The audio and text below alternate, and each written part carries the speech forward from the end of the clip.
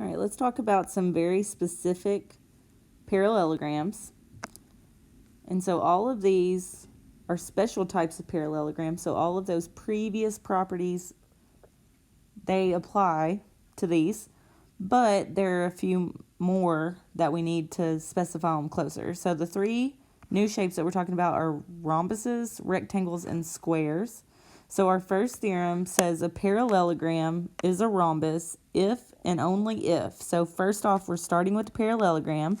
So in a parallelogram, we have two sets of opposite sides that are parallel. And then all of those other properties, like our opposite sides are congruent, the opposite angles are congruent, the diagonals bisect each other, supplementary consecutive angles, all of that still applies. But if a parallelogram is a rhombus, if and only if your diagonals are perpendicular. So a rhombus happens only when the diagonals are perpendicular.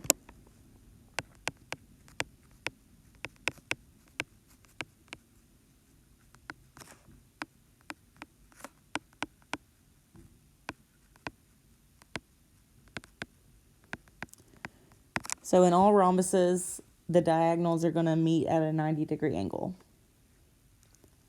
So our second theorem is also about rhombuses. So we're starting out with a parallelogram. And a parallelogram is a rhombus if and only if the diagonals bisect the angles.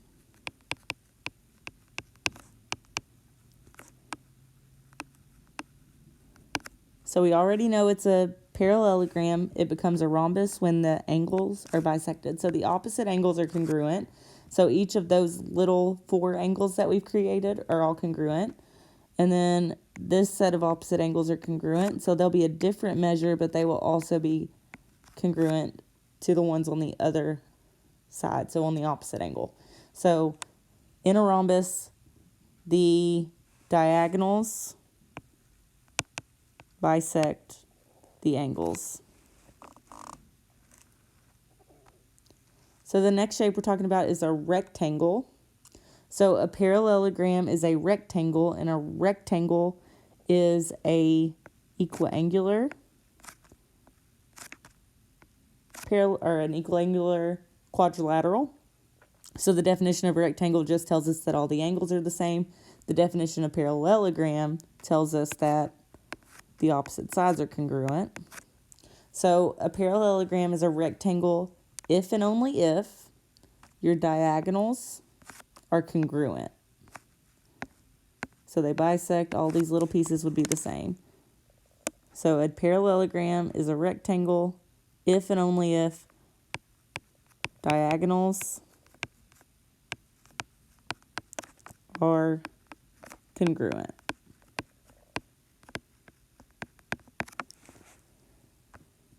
So there's one last thing, because we haven't talked about squares yet.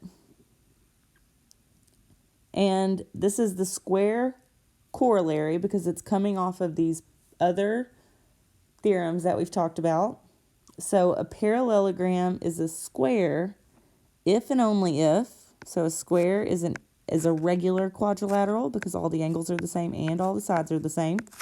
So it's only a square if it is a rhombus. So the special part about a rhombus was that our diagonals were perpendicular. And it has to be a rectangle. So our diagonals would be congruent. So if the diagonals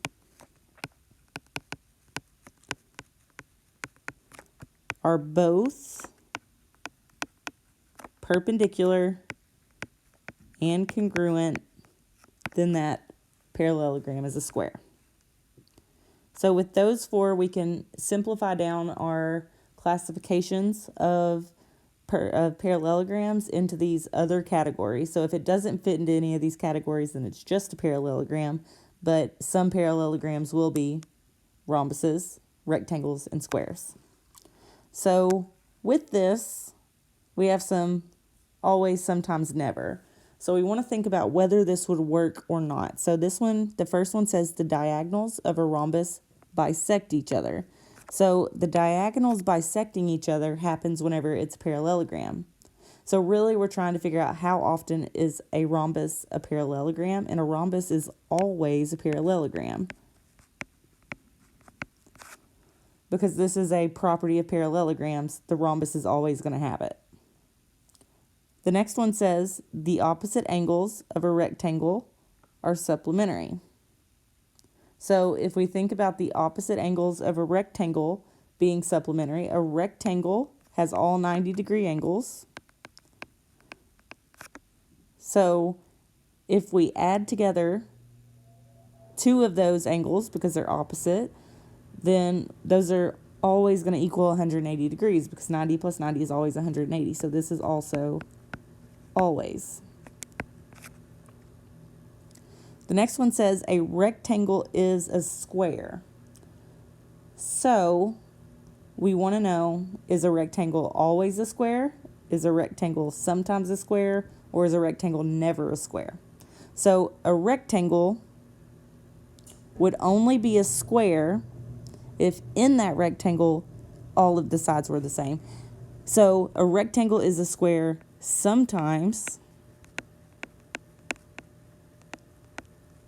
and that's when you have the rectangle but all of the sides are the same. So you might have heard a square is always a rectangle, but a rectangle is not always a square. That's what's happening here, because in order to be a square, it has to be a rectangle and a rhombus. So now we're going to look at this question. So it says that we have a figure here, and it's GHIJ, and we know that it is a square. So all of those properties are happening within this. So in a square, let's think about our properties. Diagonals are perpendicular and congruent, and they bisect the angles. So all of the properties of our rhombus and our rectangle apply, and then we also have all of the properties from the parallelograms. So the first thing that we need to find is the measure of angle, the length of side or segment JK. So JK is a piece of a diagonal. So since our diagonals are congruent, and within any parallelogram they bisect each other, with congruent diagonals, these two pieces will be the same, but also the other two pieces of the diagonals are going to be the same. So since the diagonals are congruent and it's bisected, all of those four little pieces are going to be the same. So the length of JK is also going to be the square root of 2.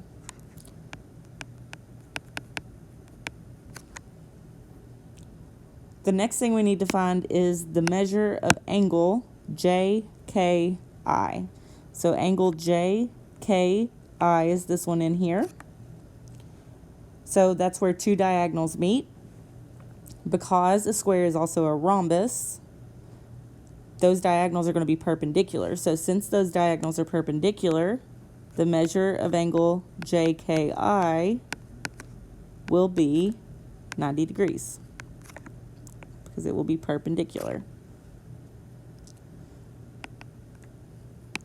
All right, and next we need to find the measure of angle HIK.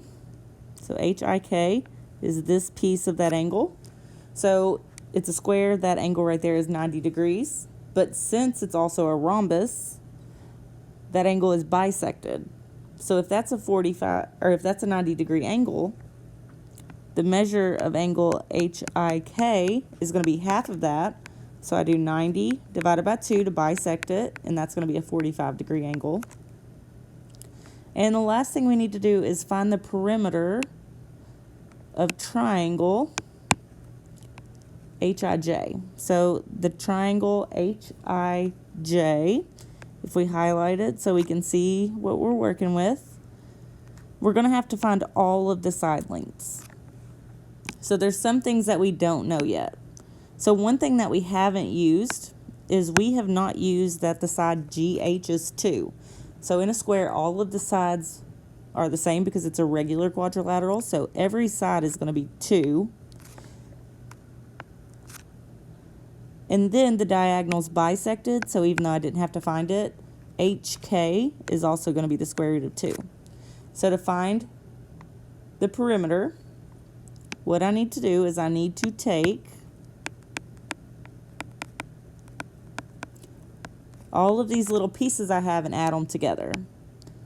So I have 4 individual little pieces. So I'm going to take the side lengths, 2 and 2. And then I'm going to take those 2 pieces of the diagonal, which is the square root of 2 plus the square root of 2. And just like if we had variables in here, our constants can only add to constants, and our square root can only add to other square roots. So when we do this, we have 2 plus 2, which equals 4. And then I have 2 of these square roots of 2. So if we think about variables and coefficients, each of these would have a 1 outside. So if I do 1 square root of 2 plus another square root of 2, that's going to be 2 root 2. So this cannot be simplified any further without putting the square root of 2 into a calculator and rounding. So this is the exact perimeter of triangle HIJ. The next thing we're going to do is we're going to start classifying parallelograms as rectangles, a rhombus, or a square based on the ordered pairs. So if we know it's a parallelogram, these are the steps that we would take to identify which one we would use. So first, we're going to identify what the diagonals are by joining non-consecutive vertices. So if I look at this first example down here where I have PQRS, my diagonals are going to be PR and QS. So I've got my diagonals, and then I'm going to find the slope of each diagonal. That way I can know if they are perpendicular or not, because if they are perpendicular, that is theorem 611. If they were perpendicular, that would mean that this is a rhombus.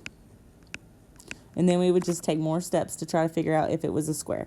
So the perpendicular lines have opposite reciprocal slopes, so we're going to have to find the slope of each of those diagonals. So I'm going to take this first example, and I'm going to find the slope of PR,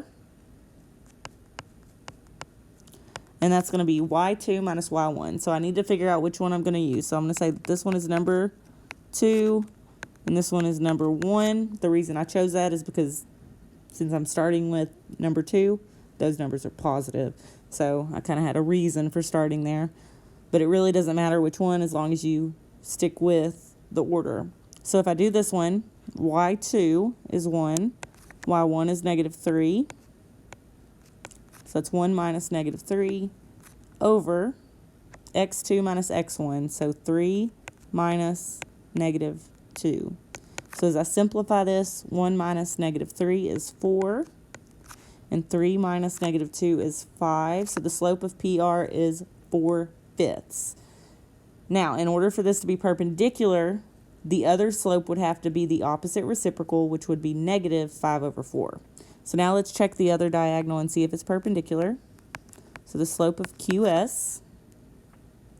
And for this one, it really doesn't matter. They're kind of mixed. So I'm just going to stick with it and say that this is number 2 and this is number 1. So as I simplify and go through, y2 is negative 3 and y1 is 1. And then for my x's, x2 is 3 and x1 is negative 2. So 3 minus negative 2.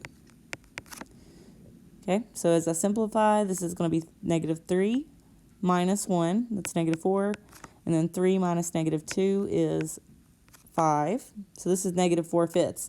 So if these were opposite reciprocals, those slopes would, or those diagonals would be perpendicular, but they're opposite, but they're not flipped over. So They're not opposite reciprocals, so these are not perpendicular. If the diagonals are not perpendicular, then it can't be a rhombus. So it's not a rhombus, and if it can't be a rhombus, it can't be a square. So next we need to check and see if it is a rectangle.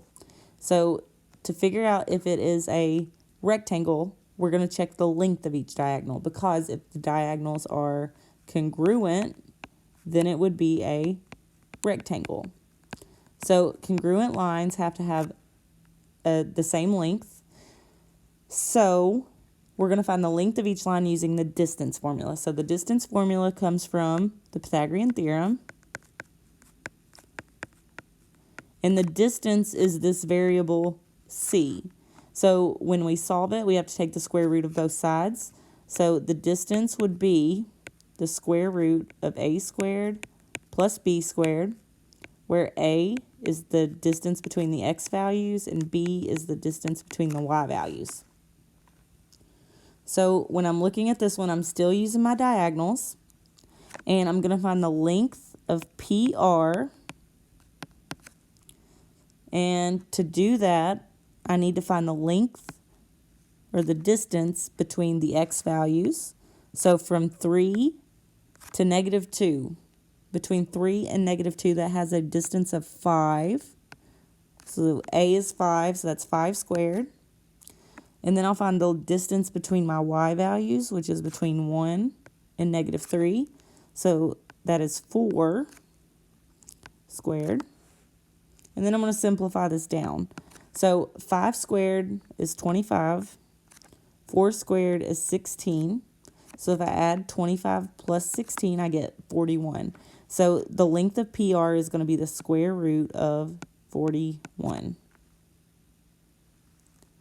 Next, I'm going to find the length of the other diagonal, which was QS.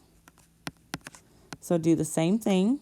For QS, the x values are 3 and -2. So there's 5 units between those two numbers. So that's 5 squared plus my y values, which are 1 and -3, and that's 4 units between them. So the last time I added 5 squared plus 4 squared, I got the square root of 41. So since those numbers were the same, this means that my diagonals are congruent. So PR is congruent to QS. So since the diagonals were congruent, but they weren't perpendicular, that means that this shape, PQRS is a square. So down here are the list of conditions for all of these special parallelograms. So if we look at the diagonals and the diagonals are only congruent, that's a rectangle. If the diagonals are only perpendicular, that's a rhombus. If it matches both of those criteria, then it's a square. And if it doesn't match either, then it's none. It's just a parallelogram. It's not a special parallelogram. All right, so let's look at this second example and go through that again. So I'm going to split it off, and then we're going to work on this one. So we start with the slope. So we got to identify what those diagonals are. So this is named the same, so my diagonals are still PR and QS. And I start with the slopes. So I start with the slope of PR. And let's just say I keep it the same way I did it before. I'm going to put the 2's on top. All right, so I do y2 minus y1. That's 2 minus 0. Oh, sorry, 2 minus 2. I was thinking of the answer. So 2 minus 2 over 5 minus -3. And I simplify it down, so 2 minus 2 is 0 over 8. And if the 0 is on top, that is a 0 slope. So 0 divided by 8 is 0. Now let's find the slope of QS. So QS, I'm just going to stick with it. This will be number 2. This will be number 1. So for QS, I do 9 minus -5. And I do 1 minus 1. So here I have 14 over 0. Whenever the 0 is on the bottom, that slope is undefined. So we were checking to see if these were perpendicular, and it does make them perpendicular because a 0 slope, that's horizontal, and an undefined slope is vertical. So my two diagonals are perpendicular. PR is perpendicular to QS. So this would be a right angle right here. So my diagonals are perpendicular. That means that this is either a rhombus or a square. So I'm going to check and see if the diagonals are congruent, and if they are, then that'll make it square. If they aren't, it's going to make it a rhombus. So a rhombus, I misspelled it. All right, so now let's check those lengths. And I start with PR. And so for the A part of the A squared, that's going to be the length between the X values of P and R. So from 5 to 3, that is 8 units long. And then from 2 to 2 is 0 units. So when you go to the distance formula and you end up with one of the terms being 0, the length of that segment is just the other number. So the length of PR is 8. And then I'm going to find the length of the other one, which was QS. So here, the distance between my X values, 1 and 1, that's 0 again. So I'm just looking for whatever this other number is. The distance between -5 and 9, that is 14 units. So the length of this line is going to be 14.